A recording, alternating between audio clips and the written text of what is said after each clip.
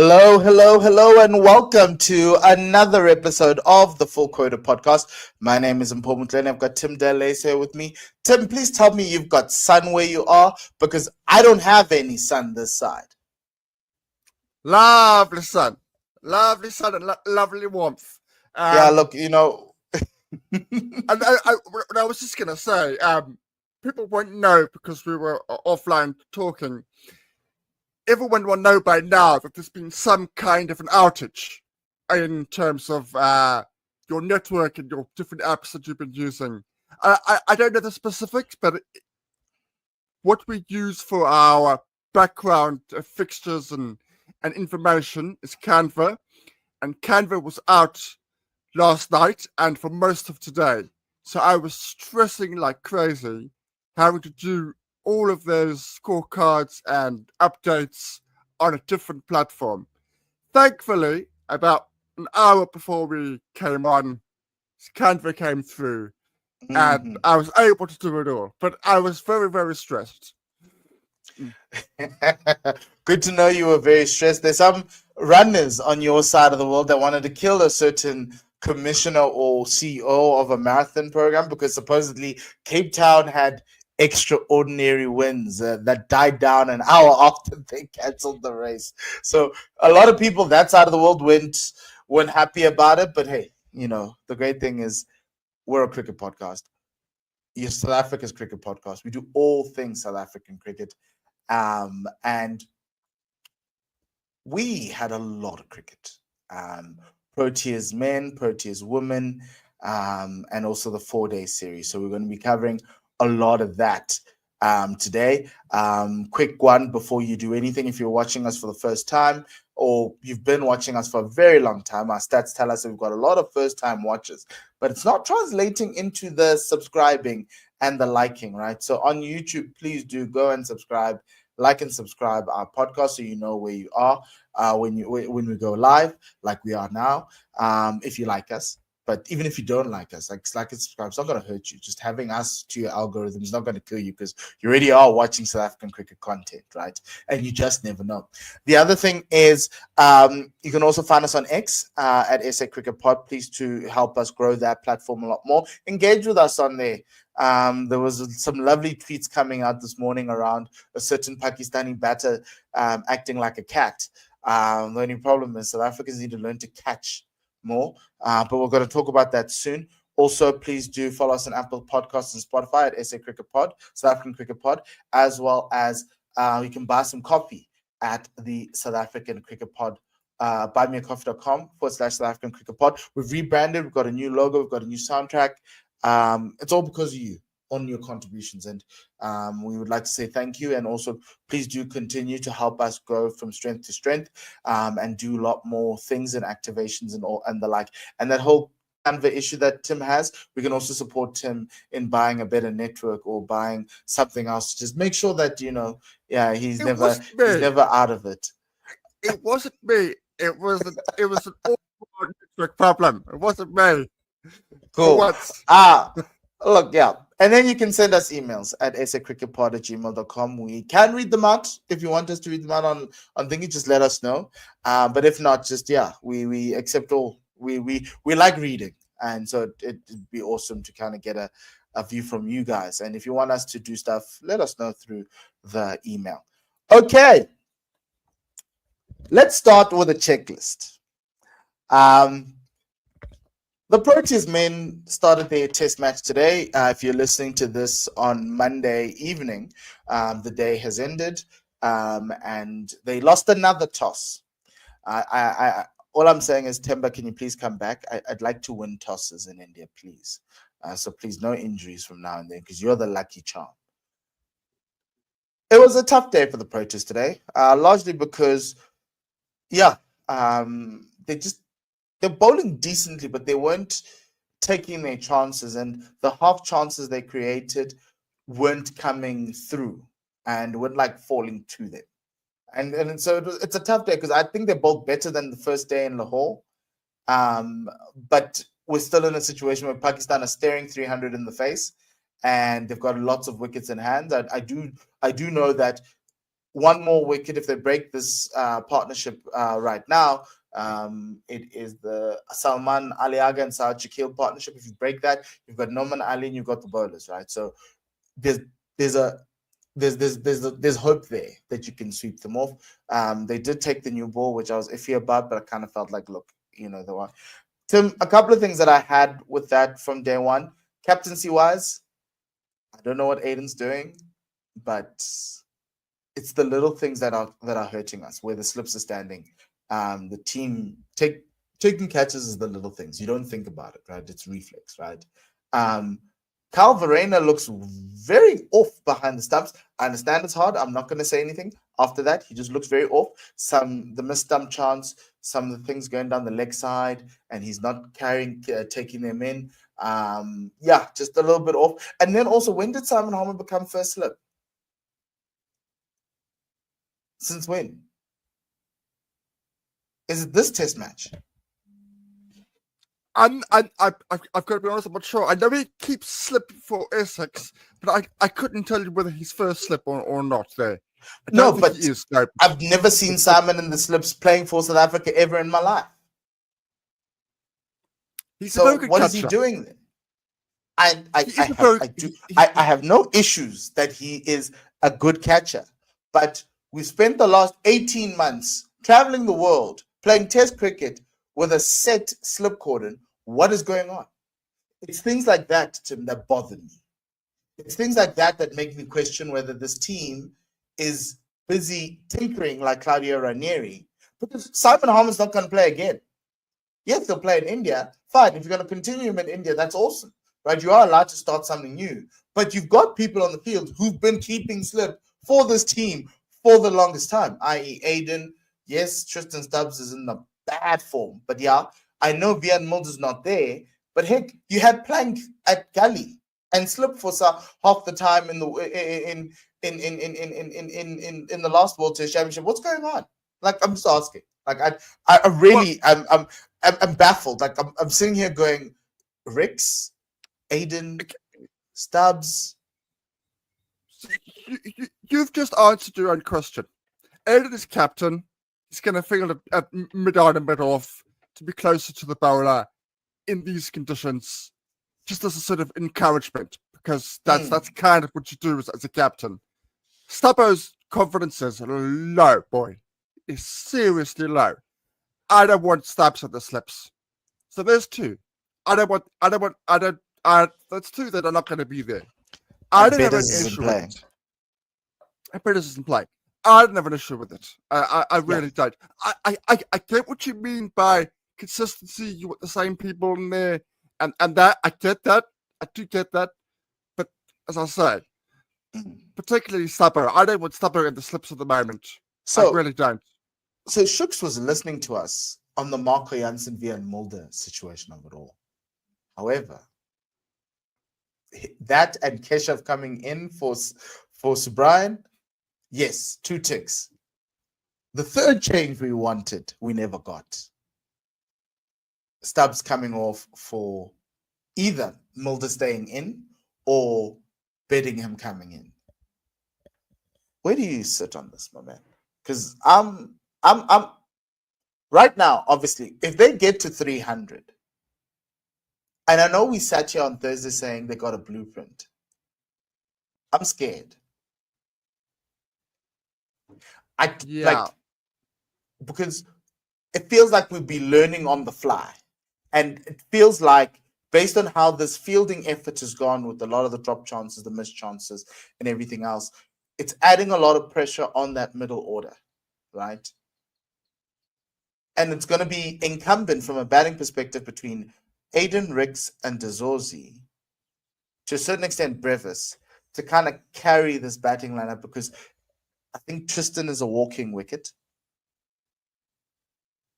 Kyle, I don't know what I'm going to get from Kyle. It will be application, but I don't know what I'm going to get. Yeah, I'm very worried for our bowling. The pitch looks like it's not going to turn, and looks like they've got the best of the conditions.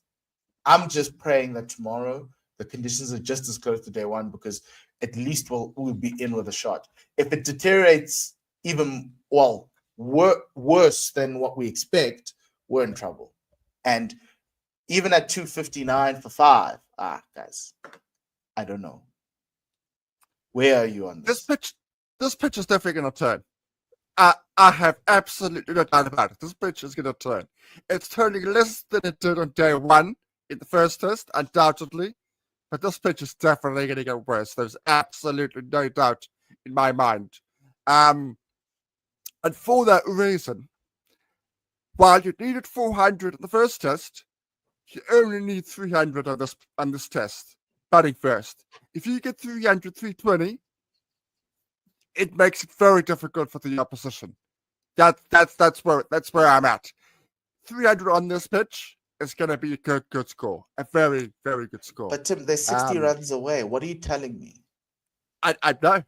I'm telling you that you can't win a series when you drop 11 catches. You can't.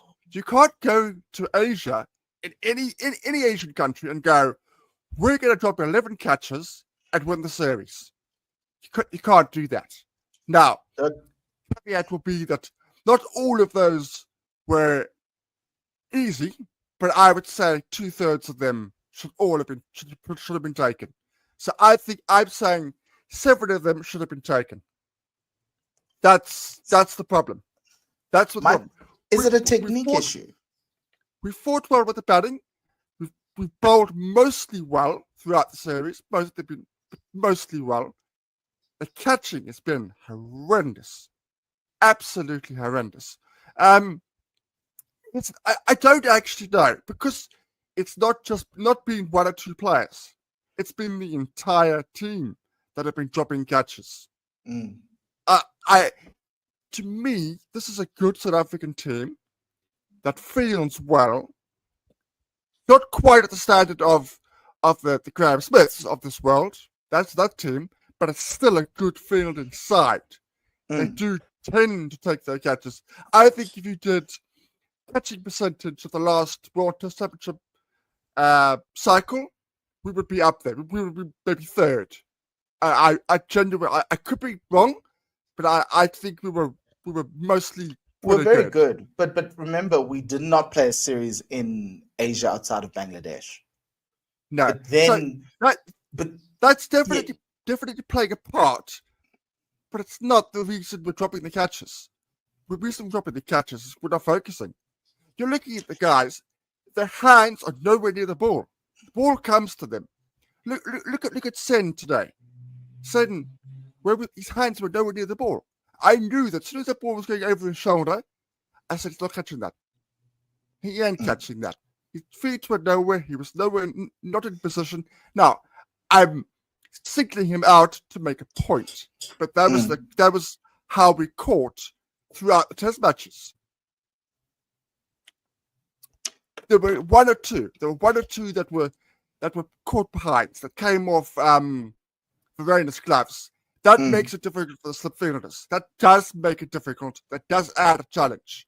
But that's 2, maybe 3 at most are over the series. The majority of them, very, very catchable. And that is a huge problem. If we want to go to the World Test final, that's a problem.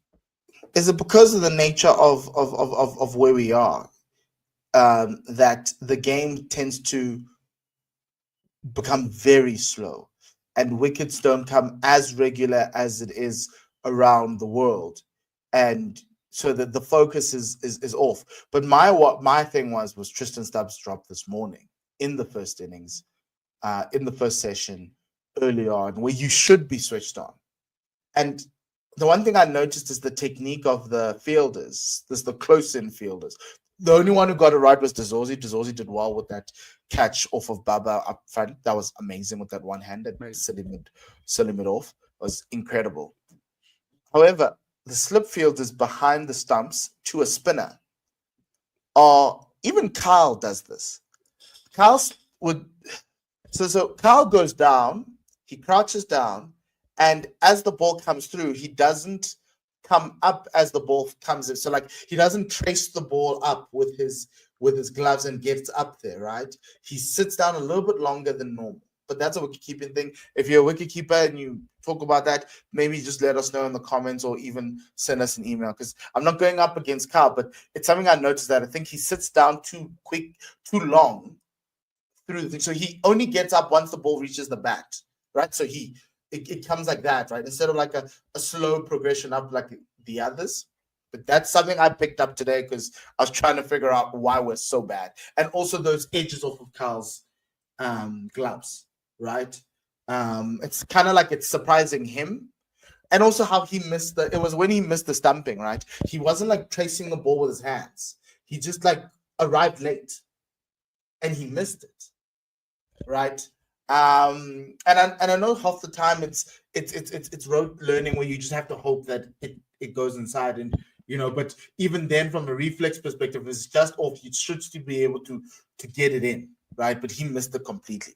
The other side with our slip fielders is that their hands are on their knees when you start, right? And they're not necessarily down on the ground coming up, similar to the wicketkeeper. And I think that's what I think. So then you're going. So here's the thing: you're up, and then you have to go back down. And I think it's a little bit harder for you to go back down and get the catch. When meanwhile, maybe you should be starting a little bit lower in a crouching position. I think they are in a cup, but their hands are still very high, and try and trace the ball as it comes from the bowler through. It creates that whole focus thing that you're talking about, Tim, and I think it could work. But that's the noticeable thing from watching that generation, that Carlson thingy generation of Oaks were crouched down a lot lower, the hands were low, and they were able, because they knew that that's where the catches are going to go, right? And so that's the thing. The catch, I think there was an edge that came off of Marco towards the back end of the day, and we dropped. Oh yes, it was too short. That was off of Simon. That's when I realized Simon Harmer was there, and I was like, why is Simon Harmer doing that? That other one, same thing. But yeah, he was too far back. And those are the small little things. Those are the little things that we should have nipped in the bud. How far we're standing. He's been bowling at you for the last couple of days in Rawalpindi. You should kind of gauge, especially in the first morning, where he should be standing. Where you should be standing. It's bothersome. These things we can't be talking about. However, we are in a little bit of a situation. But Kesh has bowled extremely well. And Simon, oh my word. I think Simon just needs to bowl alongside Kesh for us to get the best out of him. I don't know. And they're the guys I think that can win this game for us. But yeah, I think tomorrow morning the new ball, Kagiso and Marco need to see if they can't make inroads in the first turnovers, get quick wickets, and then we just go into a slow little procession of Kesh and Thingy and see if we can't get them out for 60 runs. As Tim says, 320 wins you the game, and then we need to find a way to get to 320, and then it's honors even, and then we just need to find a way to have some sort of like someone put their hand up and like open this game up. But for now, it's we can't close the game over on day one. We didn't lose the game on day one, but it's if you're the better, if you're one of the teams, if you're Pakistan, you're sleeping well tonight. If you're South Africa, you're having nightmares because you have the missed chances and then the work you still have to do tomorrow. So yeah, that's what it is. We'll talk about the review of the test later on. But anything else, Tim, that you noticed today before we go into the Proteas women, their success? Something did crop my mind, but it's escaped me now. So I will touch on it after the test match. Okay, cool. Now, let's move to something that is exciting. Happiness. The Proteas women won a game in Sri Lanka, which is probably the only team to win a game in Sri Lanka because of the monsoon. And then, because of the no result on Saturday, they then move into the semi-finals. And now we've got 3 teams who've qualified for the semi-finals. And we've got the remaining 5 teams. Actually, there's actually 2 teams. It's India and New Zealand who are fighting for that 4th spot. I'm happy, very, very happy, because we wanted this team to get to the World Cup. So job done. Well done, Mandla. Congratulations. Well done on getting there. We weren't happy with the way your team was playing before the World Cup, but somehow everyone's pitching in and doing the job, even though I'm not happy with the bowling still, but somehow we are making it through. And speaks to probably your man management and your way of getting these girls to play at and close to their potentials. There's still some weak spots in the team that could be exposed. That's the English word, exposed, by Australia or England, who is one of the teams that we're playing. Unless we beat Australia and we get to the top two, and then we could have a shot at India, which I think would be great. But job done, well done.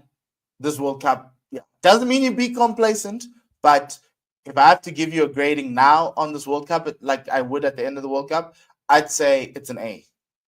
Because you did what we expected you to do. We wanted you to remind us that we're the top 4 in the world. Yes, we'll talk about gaps at some other time, but this team has done really well. And Laura coming through for us against Sri Lanka in a tricky total against Sri Lanka. I don't rate Sri Lanka's bowling, but they can put you in a hole if you really struggle to play spin.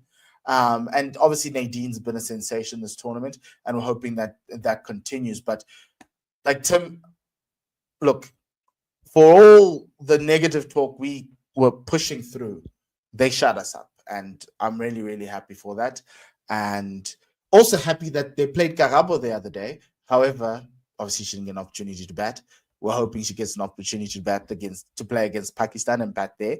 But yeah, this is time for you to try fix your weaknesses and strengthen up and try find a bowling attack that you can take into the semis for the next 2 games. That's Australia and Pakistan. And then on top of that, fix that middle order. Try find people who can come in and do the business. I know obviously Henry Dirksen is in for Sune. I think Annika Bosch played the other day. Those are the little areas where we need to kind of tighten up and have a go at it in the semi-final and see if we can't make it in. As I've always said, if you make it into the semi-finals, you have 2 shots at it. Actually 1, but if you make it through, there's another shot. So yeah, Tim, what did you make of the Proteas women? Yeah, look, we said at the beginning of the tournament, we said minimum, and it would be because of the way we were worried about the team. If they got to the semis, we'd say job well done. Job well done. We got to the semis. That's given us a chance, and that's all we've asked for, is to give this team a chance to go all the way. We can't ask for more than that. They've ticked all the boxes. I can sit here and say that these problems are there. They're still there, but they've ticked all the boxes. We said we want this team to have contributions from every member of the side. Every member of the side has contributed. They've contributed to a win throughout the tournament. So they are playing as a team in that instance. In the instance that if somebody's having a bad game, somebody else is tripping up. So yeah, and anything can happen. And the pressure in the semis moves away from the majority of the team to the star players. How far we go in this tournament is a Laura 100 away, a Marizan Pfeiffer and 50, is a Tasman Brits 100, a lefty Pfeiffer. That's where the pressure shifts now. We're no longer, yes, if one of the other players steps up and puts their hands up, that is great because it helps us get through. But for us to win a semi-final, we need 3 of those 4 players to do something. And obviously Marizan gives you the opportunity with bat and ball, which is awesome.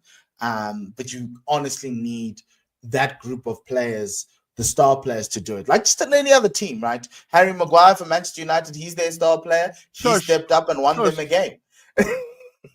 And that's where the pressure lies, right? And so this team is in a good place. They are humming in all cylinders, probably better mentally than the other tournaments. And they're playing really, really well. And every moment when there's pressure, they've stepped up. And that's Nadine de Klerk. That's Chloe Tryon.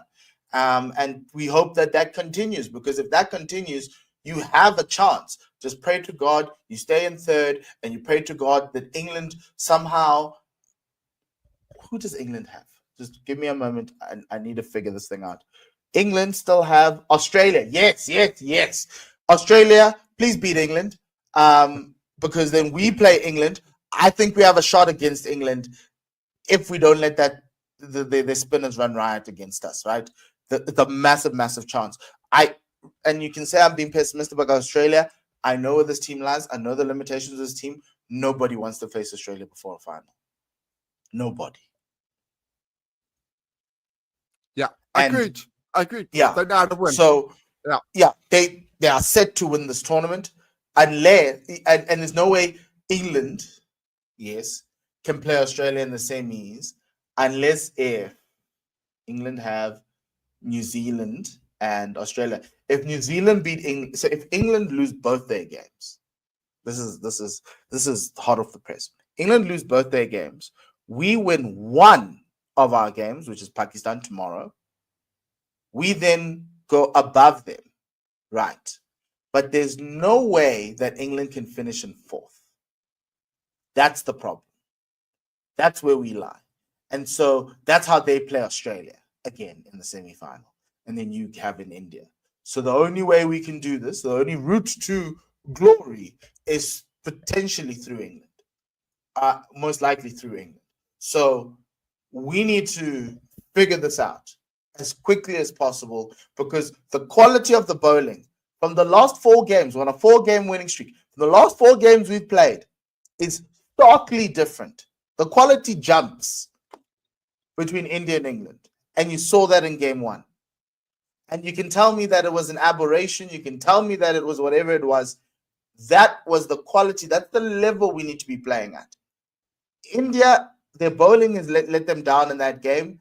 I really don't understand why at a home tournament, they in the dying embers of the game, they didn't go to Deepti Sharma and all their spinners that they have there that are really, really good, and went to their fast bowler who was effectively a novice in this World Cup. And then we look at, Sri Lanka. I don't want to talk about that. Bangladesh spilled all their chances like the Proteas Men today. So there's an element of luck here. I just don't want our luck to run out when we play England, because I think there's a chance. And I think if we come buttoned up, we can do this. I'm still afraid that they're going to put us into bat first. And we're going to just throw up all over the place because we've been chasing. But good news, semi-final, A+. Well done, ladies. Now, these next 2 games, you got to come correct. Still win some games, try. Like really, really go at it, especially against Pakistan and Australia. Because the thing for me is if you beat Australia in that final game, it's going to give you so much confidence going into that semi-final. And I don't want to call on 99, right?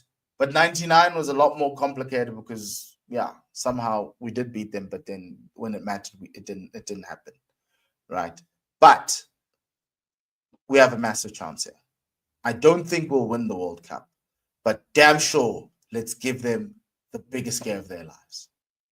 Let them realize that the next World Cup, when our under-19s come in, that's a totally different kettle of fish.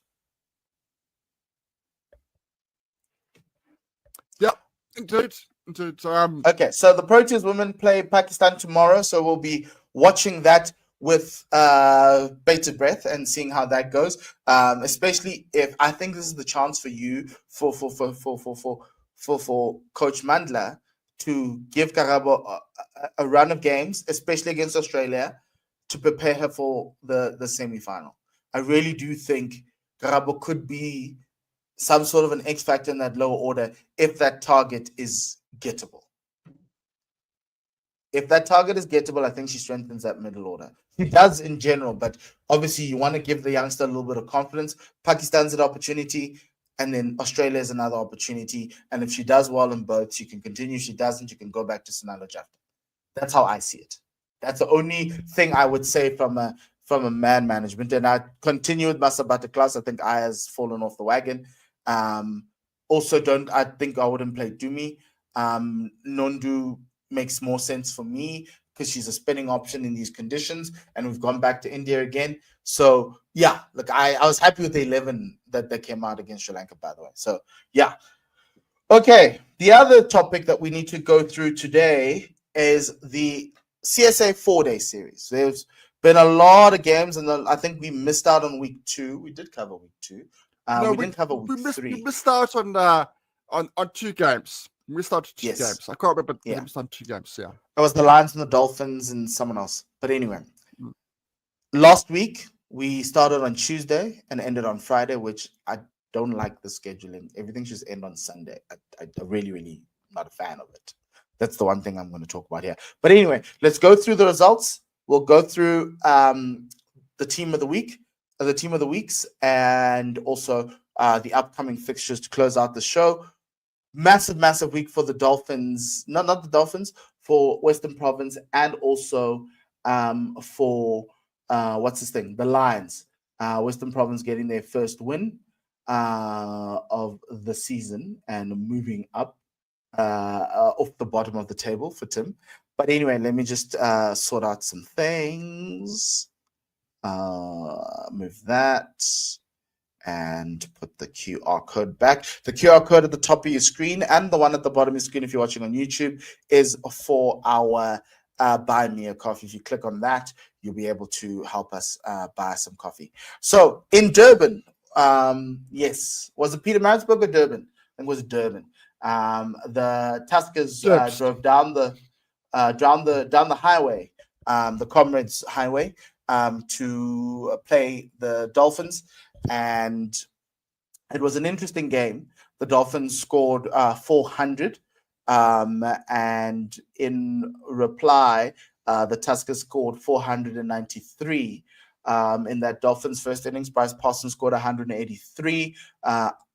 Ethan Bosch scored 80 off 106. Jason Smith captaining the side, scoring 58. 6 wickets went to the former Dolphin, Darren de Pavillon, 6 for 44. In the 493 replied, Malcolm Norfolk scored 183. And you had Ntando Zuma scoring 49 and Hardest Yoon scoring 53 off 35. Nice little big streak for him. It was 2 wickets each for Ethan Bosch, Ngobani Mokwena making his debut, and Aryan Gopalan, who also made his debut for the Dolphins as their spinner. And then in the reply innings from the Dolphins, 239 for 9, Kazondo scoring 58 of 83. There were contributions from Slade van Staden and Hanu Phil Yoon. But in there, the bowling 5 for 64, Hardest for Yoon, and 2 for 54. So that match was drawn. Tim, anything else to say about that? Seems like all the games in KwaZulu-Natal will end up being drawn this season. There's a high propensity of teams getting themselves into trouble, ball moving around a bit, and lower middle orders getting runs. This was the same here. So you look at this and you go, run fest. Yeah, but the Dolphins were 180 for 6 in the first innings. So they got 180 for 6 and they made 400. That was the turning point. That was the turning point when you looked and you went, yeah, Tuskers are not going to win this. But at 180 for 6, there was a very decent possibility that the Tuskers could have got their first win. So 160 for 5, sorry. 160 for 5, sorry.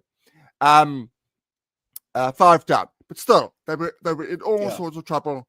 And Bryce Parsons obviously made that massive score.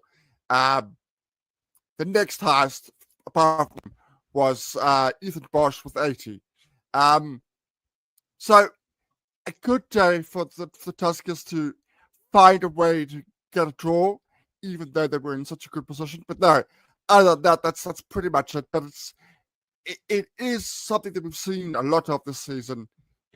Lower order runs. It was the same in subsequent games, which I'm sure we'll touch on.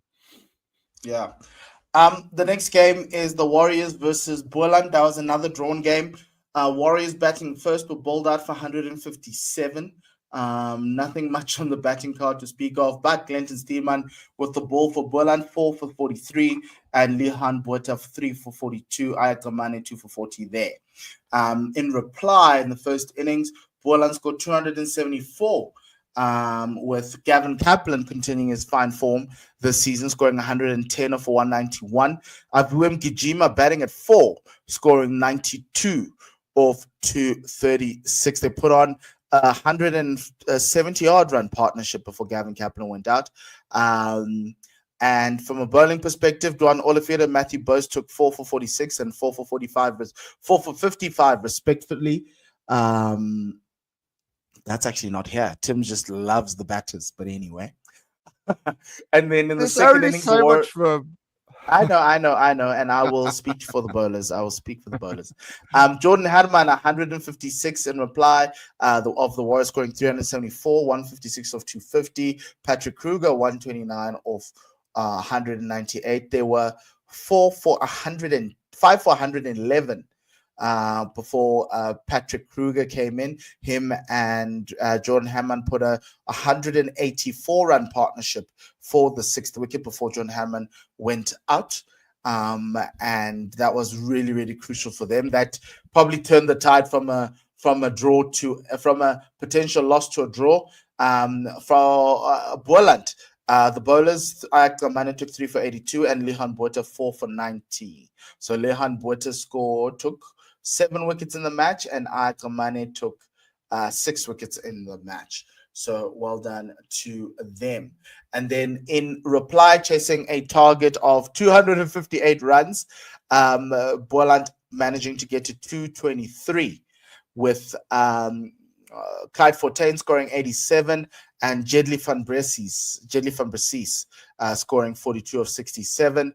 They were also in a spot of bother at 4 for 92, and then there was a 98-run partnership between Fortuin and Jedley van Bressies to kind of keep them in the game and walk this team towards a draw. And so from a bowling perspective, Matthew Bose took 4 wickets to add to his 5, so that's a 9-wicket haul for him. And Duan Olivier took 3 for 49 to make it an 8-wicket haul in this game. Another one where the Warriors somehow not making it through there and not being able to get another win there. And obviously Boland now has 1 win, 1 draw, and 1 loss, whereas Warriors have 2 draws and 1 win. They're still unbeaten along with the Dolphins and the Lions, but they wouldn't be happy with that one. They would have probably wanted to close that one out. Yeah, the difference there was the Clyde Fortuin second innings. That was the difference. And it was also the pace he went about it. The game was still very much the balance when he was there, striking it and just under 80. But you're right, the Warriors. I love Matthew Bose at the moment. It seems as if Matthew Bose is finding a very good home over at the Warriors. He's just getting wickets for fun at the moment. Looking really, really good at. That's what happens when you get regular game time. I don't think he was getting regular game time with the Titans for obvious reasons. But yes, you would say Warriors probably would be the disappointed side there, that they didn't manage to get the win. In particularly when first innings for the Warriors was 156. So a lot going on there. But yeah, a very, very good game of cricket. Yes, a very good game of cricket. And moving to another game of cricket that had a result. And yeah, the Titans will be kicking themselves because I think they were playing some great cricket apart from 1 hour or 30 minutes, actually, because it just fell apart on day 3. Lesegos, so the Titans batted first. They scored 368. They had a 123-run partnership to start off with Lesegos Senokwane and Joris van Schalkwyk, who's the SA under-19 player. Lesegos scored 63 of 126. Joris van Schalkwyk 72 of 112. He's someone to look out for. He was really impressive in that innings. Rivaldo Munsami also scored 58 and Lazard Williams of 44 as the tail wagged a bit as the Lions struggled to get rid of the last 2 wickets. From a bowling perspective, it was 2 wickets each for Luto Sepamla, Sia Plaiki, Delano Potgieter, and Bjorn Fortuin. In response, in the first innings, the Lions scored 386. That gave them a lead of about 18 runs. And Joshua Richards in that 386 scored 54 or 56. Dominic Hendricks, 79 of 165. Then there was a mini collapse. They lost. There were 4 for 140, 5 for 189, 6 for 189. And the ship was steadied by Connor Esterhazy, by Delano Potgieter, who was on 99, who scored 99 and was run out, as well as Bjorn for Tain scoring 39 and Cody Yusuf scoring 44 to help the Lions with a slender lead. Junior Dala took 3 for 93 for the Titans. Yanku Smith 2 for 61, as well as Tapandwandwa 2 for 58. In the second innings, the Titans were looking good. They were 4 for 95, and actually there were 4 for 125, and then they were bowled out for 158. So they lost 6 wickets for the addition of 23 runs. And it was the Sia Plaiki show. He got 5 for 64. Luandra Pretoria scoring 37 there. But Sia Plaiki, 5 for 64. Bjorn for 10, 3 for 38. He was a menace. There was a little bit of extra pace in that wicket in that afternoon. And Sia Plaiki was just finding edges and causing problems with that extra pace. I think he took 2 wickets in 2 separate overs to kind of kill it. There was a bit of a tail wag. But yeah, that 158 really, really hurt the Titans on the back end of that third day. And then it was the fourth day. They left the Lions with 141 runs to win. And Joshua Richards and Dominic Hendricks with a 133-run partnership, 65 for Dom and 61 for Josh. And Reza came in with 6. And the Lions scored 141 and win that game very easily by 9 wickets. From a bowling perspective, Jorg van Schalkwyk's the only one who took a wicket. It's just eggs there for that Titans bowling attack. Tim, Sia Plaiki with his second fifer in the last, I think, 3 years, coming into this Lion side from the Warriors. He turned this game on its head. The Titans were, played really good cricket outside of that 30-minute interval, but they must be kicking themselves right now. Yeah, it's obviously because I was at Newland, so I didn't watch this game as closely as I would have liked to. But I looked at the scoreline, the halfway mark, and I thought, well, at least the Titans will get something out of this game because, that first innings score, they were looking pretty good. And again, this Lions team are never out. You can never say that you've got them out. That's the wonderful thing about them, the incredible strength that they have. You've already touched on it. They are 189 for 6. A team that's 189 for 6 in our competition should not have the ability to score 200 runs. It should not happen.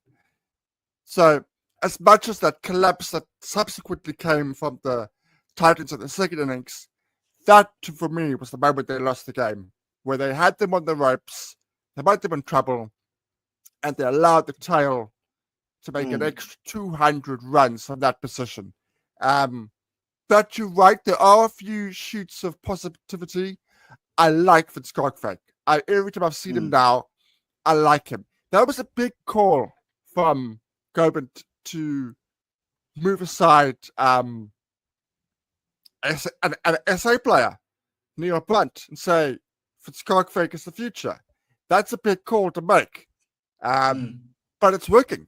It is working. At least at the top there, Jorg van Schalkwyk looks the business. He looks like he belongs.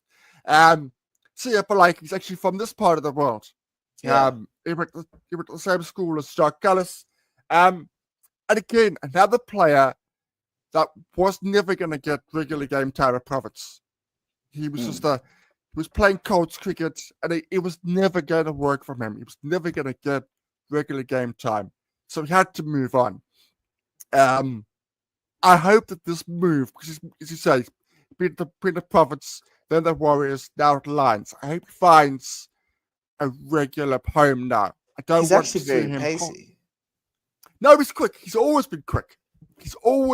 What he hasn't had is consistency. So he's been a bit wild. That's the problem. But he's got Tim, AD over there, so he's got great coach. yeah, but Tim, as you say, pace is pace, eh? And it's a team that has Bear Swanepoel, was it Gwena Mapaka, Lutusi Pamela. Sia Blake is like fourth, fifth choice.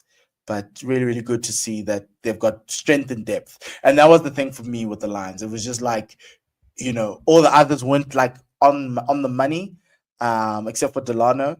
But the man who came through for them was the guy that the Titans probably didn't even expect, and even probably didn't even have tape or stuff to watch him and get that. So that was really, really awesome to see.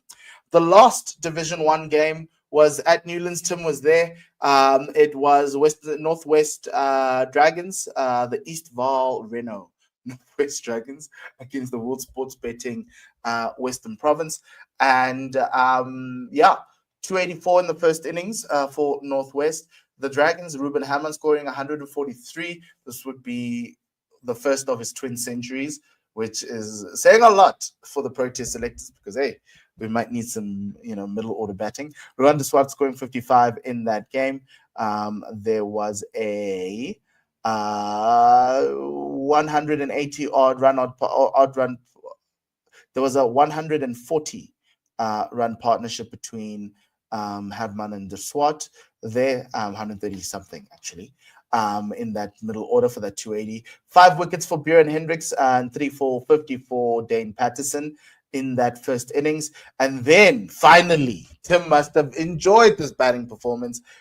405. Joshua van Heerden, the former Titans player, he was on our podcast as well. 139 off of 234, opening the batting with Javeshan Pillay. Another former Titan, actually, 74. And then John James going 69. Jiv and Josh had a 198 run partnership. So that was really good to see. Daniel Smith going 69 and Carl Simmons coming through with 38 at the back end. 5 wickets from a bowling perspective for Rwanda Swat.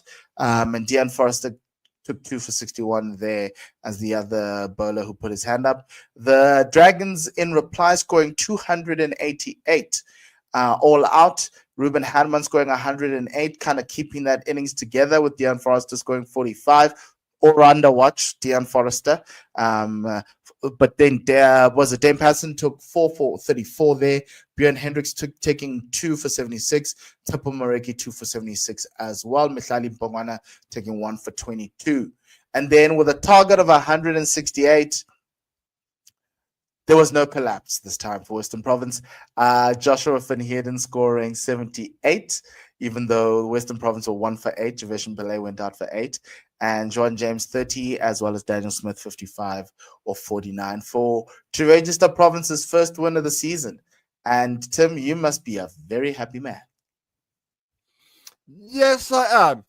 And I'm delighted for friend of the podcast, Joshua van Heerden. It's not been a great start to his career down at the Cape, but he looked the business today. Not today, in this round, this weekend. It really was an accomplished innings. I have to put the caveat that Northwest were really, really poor. They were very, very poor in this round. A team that were local leaders going into this weekend. Rwanda Swat's always going to give you 100%.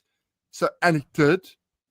And Ruben Herman proved his unbelievable quality as a cricketer, scoring a combined 250 of 297 deliveries. I think I've got it right. As a combined back-to-back hundreds. That was unbelievable the way he attacked Proteas. Bjorn Hendricks, Dane Patterson, George Linder. That was unbelievable. But as a team, they were very, very poor. There was never really any danger of Province not getting the win. On day 1, Northwest were 250 for 5. That was the last time that Northwest were either on evens or maybe slightly above Province at that point. Because Ruben had 100 and Forrester was in. From that moment, from the end of day 1, Northwest would never win the game. They would never win the game. And Province got a sniff, and they were ruthless, absolutely ruthless. Every time they got the new ball, they were absolutely on the money. Dane Patterson, Bjorn Hendricks together were absolutely incredible. But it was a timid performance from Northwest. They'll be, as a team, disappointed. But Ruben Herman he just shows you why Shukri likes him. You can see now why he's been picked as a Protea. That boy is such a talent. So obviously, yes, I am obviously delighted that we got the win. No doubt about it. Yes. So that win moves Western Province from bottom of the log to third bottom, so sixth. So the log is as follows. We'll start sorting out the log and getting the graphics up probably when the next round begins in December, because we've got one more 4-day series round, and then by then in December the picture will be clearer. But Lions at the top with 3 wins and 1 draw, 60 points. In second position, 2 wins and 1 loss, Northwest with 57 points. The Dolphins are third with 1 win and 2 draws on 51 points. The Warriors with 1 win and 2 draws are fourth on 44 points. And then you've got Boland with 1 win, 1 draw, 1 loss on 43 points. You also have Western Province on 1 win and 2 losses on 34 points. The Tuskers, 3 matches, no wins, 1 loss, 2 draws.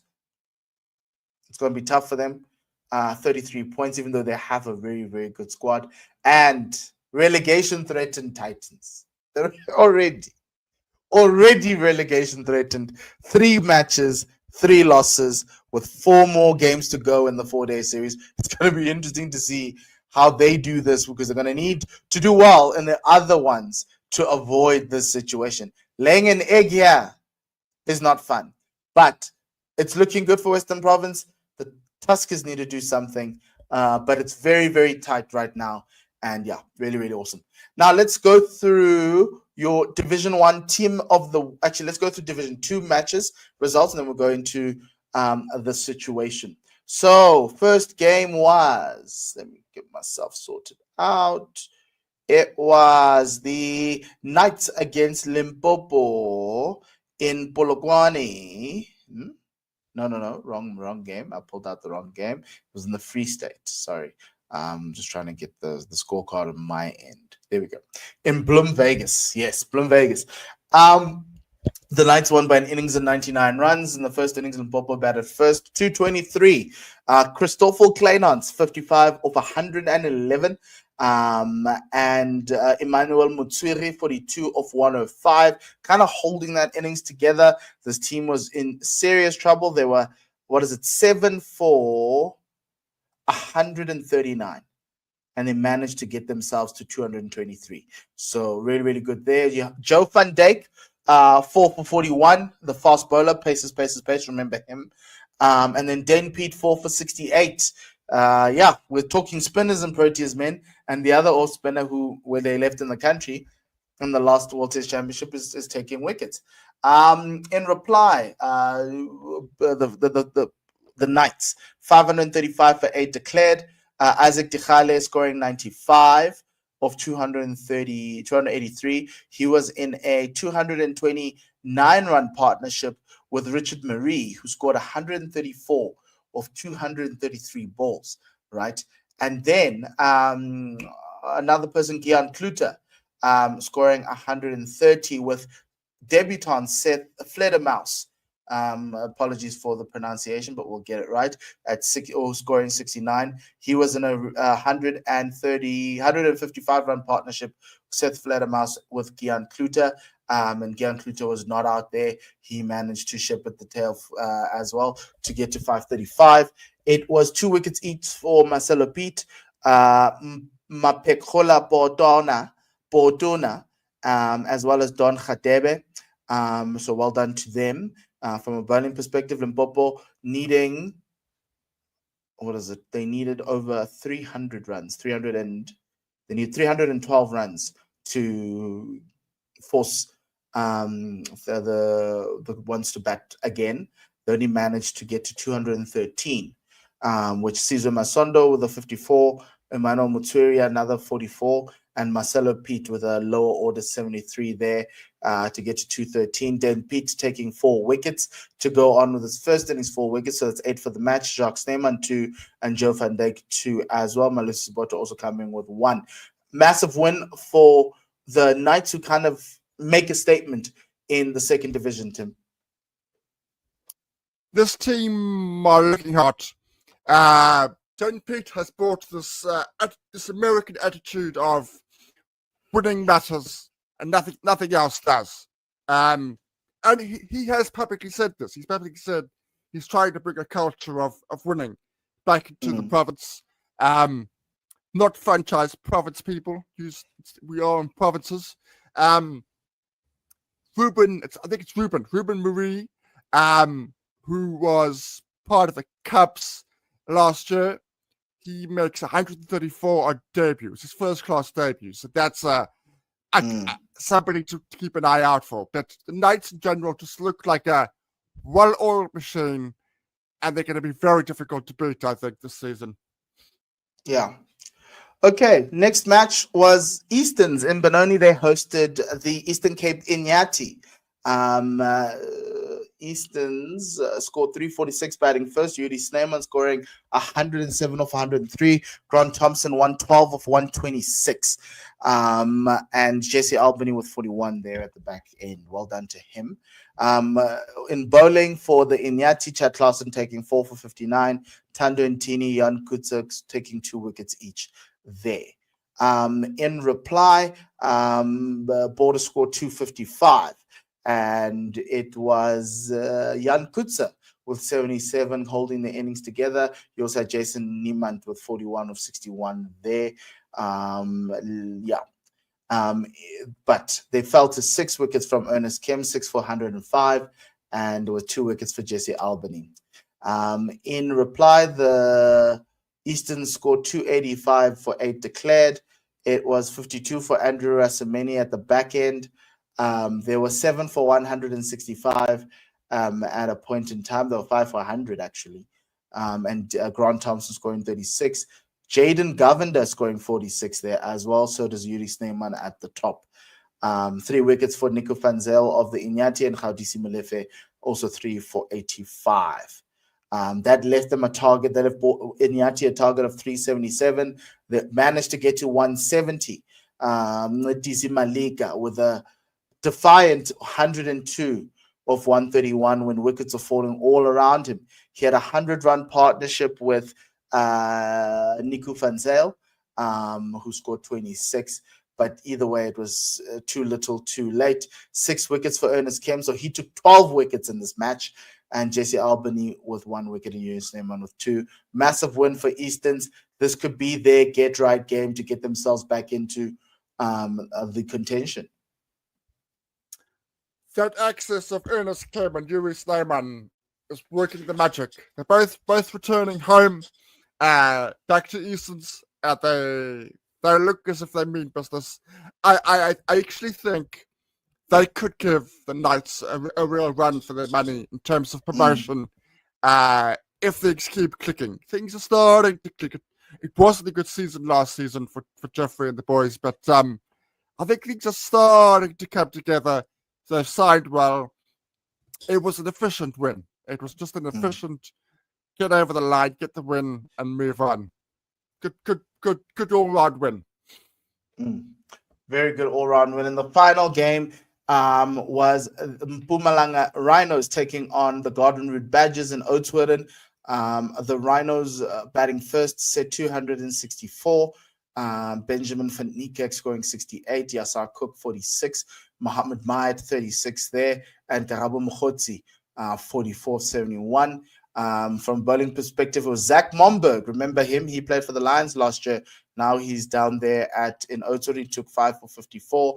Banele Tele 3 for 53. In reply, the Badgers scored 510. Yasin Valik, the captain, 110 of 225 balls. He had a 165-run partnership with Ruanta Blanche. Ruanta Blanche scoring 89. Carl Jacobs coming in for 122. Another century stand, 118-run century stand between him and Yassine Vali. As well, that top order was humming. Inter Division 2 Player of the Year, George van Heerden, 79 off 150. It was just, they just beat them into the ground. This team was 3 for 60, 362. And yeah, it was once Carl Jacobs went out, but yeah, it was problematic. But 510. 7 wickets for Curtin Manikam of the Rhinos, 7 for 169. It was a slog, but a really, really incredible effort from him there. But again, the innings that they had, they needed to get 246 to let the Badgers bat again. Mpumalanga got to 234. Gareth Dukes with 84 of 73, and Ben van Niekerk 55 of 116. But it was Banele and Liam Alder, remember him, former friend of the pod, 4 for 69 for Liam and 4 for 24 for Banele, and a massive win, an innings by 12 runs win for the Garden Route Badgers. You would say, Tim, that probably the top 3 teams in this Division 2 finally stepped up. Yeah, big time. And as you rightly said, what was good about this one was this the contributions from Momberg on debut, Elder, and Carl Jacobs. Carl Jacobs was playing, Warriors a couple of years ago, Division 1. I've never been quite sure what he is, but I do think I know what he is now. I think he is a top order batter who can bowl leg spin. I think that's what should be his future. Because when he was at the Warriors, he wasn't quite sure what his role was at the Warriors. So happy for him. But you're right. Those are the 3 top teams, all getting efficient wins, and for once, George van Heerden not having to score massive scores. Scoring runs, but not having He's not happy. The big boy. Imagine coming in at 280. Be like, what more do you need? But anyway, the table at Division 2, because Division 2 is now going to go into the CSA knockout format. Eastern's at the top after 3 matches, 2 wins and 1 loss, 53.72 points. The Badgers in second, 49 points with 2 wins.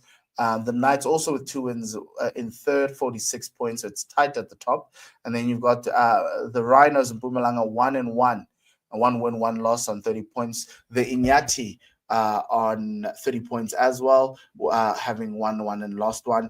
And then the 2 teams who is yet to register a win, Limpopo 3 losses with 10 points, and Northern Cape with 2 losses with 9 points. So still a lot to go, but this is the halfway point for Division 2. Many more games coming out probably in December as well for them. Let's move to the teams of the week. Let's start with Division 2, and then we'll go to Division 1. Division 2's team of the week, Yuri Sneeman from the Easterns, Yassine Vali comes in there, Gehan Kluter at 3, Ernest Kem, Ruan Marie, Netisi Malika for that century in the losing cause, Grant Thompson, Liam Alder, Dane Pete, Zach Momberg, and Kirtland Manikam. I probably would, if I was Benjamin van Niekerk, I'd look at you sideways. But yeah, I'm largely happy with this. Benjamin, I've often got you in my team, mate. Often got you in my team. It's just it was a strong week. Let's put it that way. It was a strong week. It was difficult to make a choice, but yeah. We've spoken about these players already. Yeah. No, so well done to everyone. Obviously, Liam Alder making his first, and Zach Momberg making their first, their debuts into this thing along with Ruan Marie. So everyone is a returned soldier, as some people would call it. So yeah, the youngsters are coming through very, very nicely. Okay, and then in Division 1, Joshua van Heerden opening the batting with Malcolm Norfolk. Gavin Kaplan at third, who is the highest run scorer right now in the tournament. Ruben Herman comes in with his twin centuries. Bryce Parsons gets a look into this team. So does Daniel Smith. Delano Potgieter coming in as well for that 99. Then you have Matthew Boast, Hardest for you, Darren Dupavalon, and Bjorn Hendricks. And my only question to you, Tim, is what does Sia Blakey have to do to make this team? The only reason that he does not get in was because I saw the access of Dupavalon and Hardis against the Dolphins. I actually saw it. I saw it on the laptop. I saw it live, and it was very, very, very, very impressive. It really was. I did Okay. not. I've only seen clips of the To Flighty you, Five. to you and the viewers, it's actually not that long. Go to day 3 of the Lions and Titans game. Don't watch all 8 hours of the coverage on CSA's YouTube channel. Just go to the last 30 minutes and watch that spell from Sia Blakey. Please, please, please go do yourself a favor. Go do yourself. I did it. I watched parts of the game throughout the day, and then I thought, no, man, the Titans are going to bat until tomorrow, so I'll catch it tomorrow. And then when I realized what happened, I went back and I saw those last 30 minutes. He was unplayable. Unplayable. And for that, Tim, just for that, and I know Bjorn, you're my dog, you're my boy. Well done. But I'm fighting. Hardest shouldn't be there. Hardest for Leon shouldn't be there.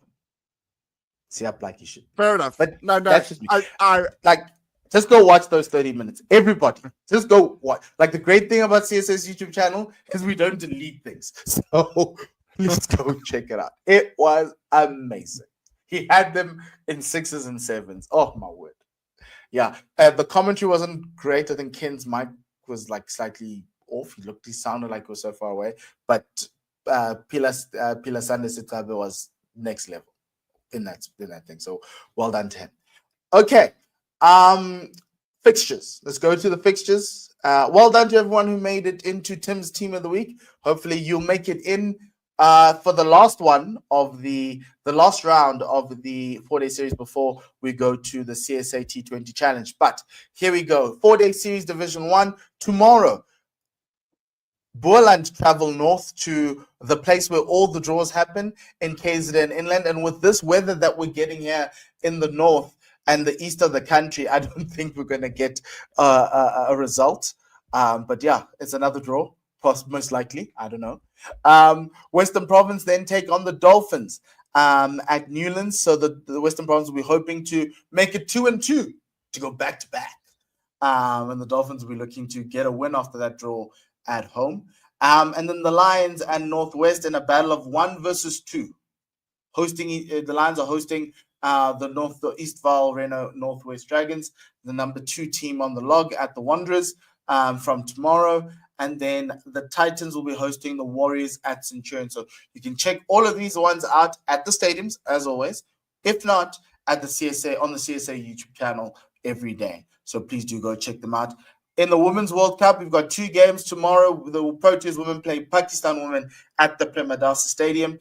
And then on Saturday, our final group game against Australia's women in Holcar. So that's also going to be interesting. And then the CSA T20 Knockout Challenge starts on Friday. We don't have the fixtures there for you, but I can tell you that on Friday night or Friday afternoon at 1:30, Northern Cape Heat will be taking on the Free State, on the Knights. They'll be taking the Knights, taking on the Knights in Kimberley. And then on Saturday, you've got Limpopo taking on the Southwestern Districts, which is the Garden Route Badgers in Polokwane. And then you've got the Inyati taking on Mpumalanga in East London on Sunday. So that starts, and it kind of brings in the next level of the next part of the season where of the CSA domestic calendar. The CSA T20 challenge will start next week, Wednesday. We're going to talk about that in Monday's show. Now, Tim, do you have anything else that you'd like to add? We've had a jam-packed show today. We've spoken Proteas Men, Proteas Women, and we've covered the domestic. Anything else that you'd like us to watch out for this week, or anything you'd just like to throw in? We will be discussing the South African A series, which is coming at the end of the month in the next few days. So just keep an eye out for that. The squad has been announced, but we wanted to go into that in more detail closer to the date. So just keep an eye out for that episode. On that note, I think that was just the main one that that caught my eye. Just happening at the end of this month. At the end of the month, yeah. But outside of that, yeah, good luck to the Proteas women tomorrow. Good luck to the Proteas men. May you turn your fortunes around and try get that win. Yeah, hoping for good batting days for day 2 and day 3 for us to set up a little bit of a lead against Pakistan, and hopefully that's the way to victory. And then maybe on Monday we'll be back here going, hey, we won, and that's all we need. Only need one win in Pakistan and in India. That's one in Pakistan and one in India, and we're happy. Good luck to the Proteas women. Give them horns. Take on Pakistan, probably beat them hard, make it 5 in a row. So when we go to Australia, that's what they talk about, that we're unbeaten in 5. But they're also unbeaten as well. So that's also another thing for the record books. Outside of that, for myself and Tim, till we meet again, it's goodbye and le sale kakahiso.